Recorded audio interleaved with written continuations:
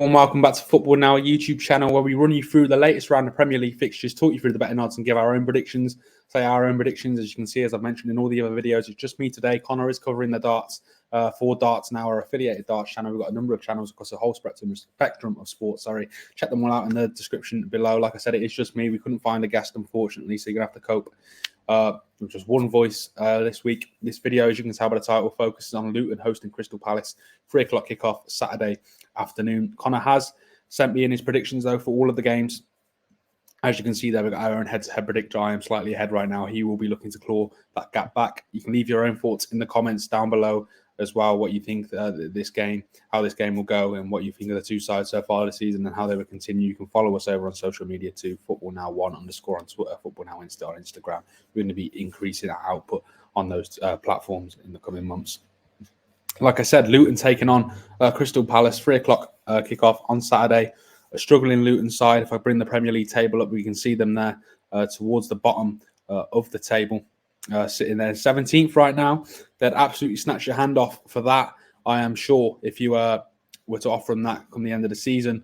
6 points, 1 point ahead of Sheffield United. Of course, Everton did push Luton out of the bottom 3 places after they were deducted 10 points for financial breaches last week. Crystal Palace, meanwhile, sitting there in 13th place. I don't think there's any danger of them getting dragged into a relegation scrap, to be honest. I think they're going to be part of that midfield cluster, as we've been saying for weeks now, who aren't really threatening European places, but also there is no real danger of them dropping down to the Championship. I will just get the odds up now on screen as well. As you can see, Luton there, 11-4 to pick up a home win. Draw at 12-5. And then Crystal Palace as well, 23-20 of their favourites, understandably so. Luton, they have been struggling, haven't they? In the Premier League, predictably so, though. I don't think many people expected anything any different. Is my light to go a bit brighter? There we go. We've got the light on. It's better.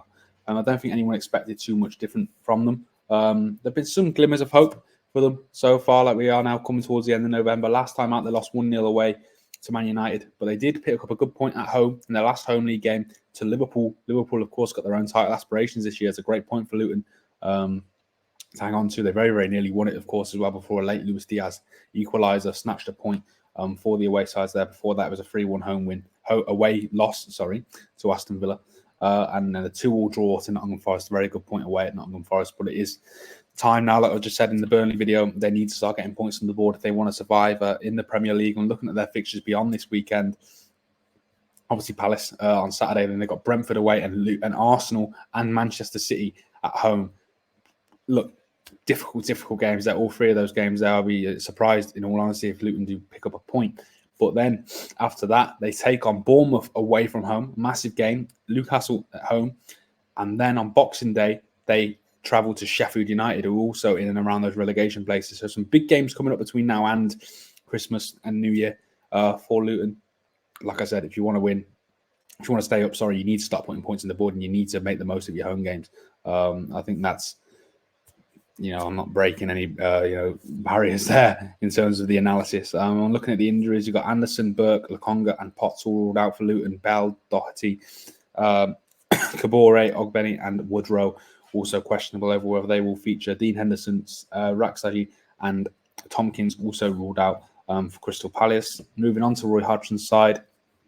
3-2 home defeat to Everton last time out. I'm sure they've been disappointed by that. I know Everton, despite the point deduction, they've experienced an increase in upkeep and form in recent weeks before the international break. But Palace, I'm sure they've been fancying themselves at home there. Before that, as though it was a 2-0 away win after struggling Burnley, who are also in and around those relegation places. For Crystal Palace, I think they'll be aiming for a top half finish. I don't think that's too unrealistic for them. They've got some good players, the likes of Eze, Elise.